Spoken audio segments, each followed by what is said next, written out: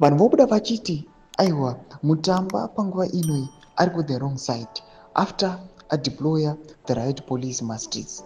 Vanhu vobuda vachiendera mberi vachiti aiwa panguva inoi zvakuda kutanga, vachiona kuti aiwa heavy right police aiwa inoonekwa ichitenderera aiwa mastreets emuguta guru reZimbabwe. Aiwa toona kuti Mwari uri subscribe like on the bell icon.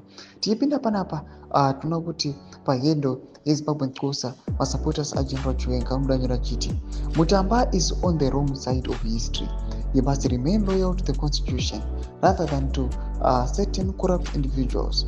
It is important to clarify that Geza revolution is inevitable and no amount of intimidation will be able to stop it. Tomashuka mudanyiro panapa nemasupporters aGeneral Chiwenga tikuona kuti they've spoken vachitaura mashuko achiti aiwa Mutamba panguva inoi aiwa aita zvinhu izvo just because atora side. Vanenge vachitaura mashuko achiti aiwa angadai ari kuva abided by the constitution oramba ari neutral. Tinoona vanhu vanotanga kuposta mapictures amuri kuona aiwa pahendo naJunior Flacco vanyora vachiti zvakuda kutanga vachishowa mapictures aiwa heavy right police iri kuchitendera muguta guru reZimbabwe. Toona maopposition supporters vanobuda vanyora chiti police parading the streets of Harare this evening in a show of force and strength.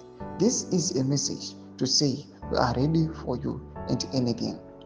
Vanoshowa mapictures ema-right police amuri kuona vachiti aiwa zvinonyatsoratidza kuti vari kuuya vachiintimidata macitizens vachivati aiwa tava ready nemi, chiite zvamurikuda kuita. Varikuda kuzama kuda kuratidzira musi 31 March. Chitiko ichi chabva chanyatsokumaka the turning point yenyika yeZimbabwe just because takuona kuti the government have chipped in yazviratidza. Now people they are waiting for the Geza and his signal. Team Geza neteam Chiwenga kuti vachipindawo vachishowawo kuti aiwa isusu we are up for the protest. Chitiko chirikuitika munyika yeZimbabwe panguva inoi ende vanhu vanyatsokuona kuti aiwa the situation panguva inoi yava tense, hakuchadani anonzwa manje. Panapa we are also seeing accusations ari kuitwa pana Mutamba achinzi aiwa anofanira kutedzera the constitution. Ndidze mafunguro enyu kuti kudii pamusoro pechitiko ichi.